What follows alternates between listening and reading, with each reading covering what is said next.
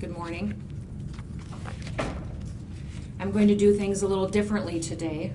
For several weeks, sometimes twice a day, I've stood up here or in Rapid City or in Sioux Falls, and I've provided a detailed update on everything that we know about COVID-19 in South Dakota and the decisions that we're making to respond to it. I've taken hundreds of questions at this point. I've walked you through the modeling and the projections that we have. I've given you the science, the data, and the facts that inform my decision making, not just on a day-to-day basis, but sometimes on an hour-by-hour basis. I want you to understand that we are doing our absolute best, and our best is very good. This is not an ancient plague. We have the knowledge and the resources of modern medicine that give us the tools to defeat this, as we have so many other illnesses that we've dealt with in the past, from polio to flu. Rest assured that we will do so. Today, though, I want to address something a little bit different. I want to speak to all of you not as my bosses, but I want to speak to you as my neighbors. I want to ask each and every one of you to pause, to take a step back. Last night, I had a staffer that was trying to pick up groceries, and she asked the cashier when she went through the line how she was doing. And unprompted, this woman got very emotional. She started to get tears in her eyes, and she said, "I'm really scared." Then for several minutes, the cashier outlined all of her fears and what was keeping her awake at night. And I understand that.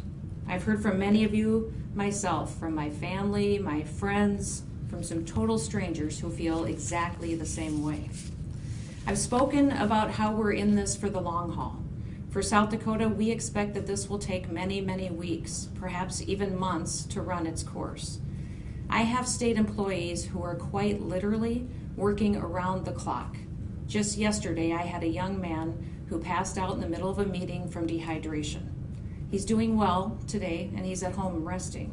But I share that with you because what you need to know, and what I need you to know, is that the folks who are helping me, the faceless state employees who are doing everything they can to get information to you, to help those who have questions, who need guidance about what kind of resources there are or how they can help people, they are working 60, 70 to 80 hours a week.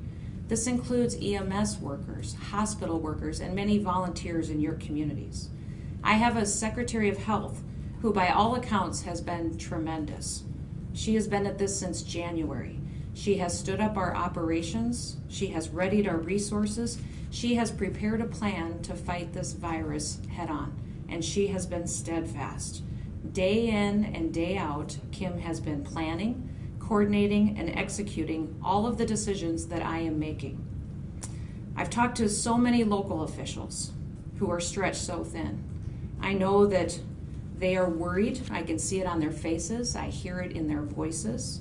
I am asking them to be steadfast, to be calm, to be leaders. Friends and neighbors may be sick. Family members may be worried about how their bills are going to get paid this month, how they're going to put food on the table, how they're going to keep a roof over their head if this continues much longer. So my message to you today is to please press pause. Put down your smartphones, turn off your TVs, maybe go for a walk. Visit with your families, spend some time with them.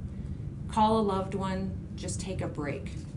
Focus on the good things that you have in your life, the blessings. Reflect with gratitude and how fortunate we are in this country to live in the modern world. A threat like this can break us down, or it can make us truly appreciate the many blessings that we do have. If there's anything that we can all rally around today at this moment, is that we all have a common enemy, and that's this virus. It is okay to be uncertain at times, but at the same time, we must pour ourselves into our families, into our neighbors, and into our communities. People are afraid, and they're worried, and some may be losing hope. But my message to you is to hang in there. We will get through this, and we will persevere.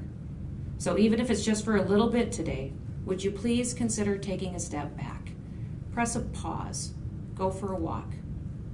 Just be quiet for today and really reflect on the good things that we do have.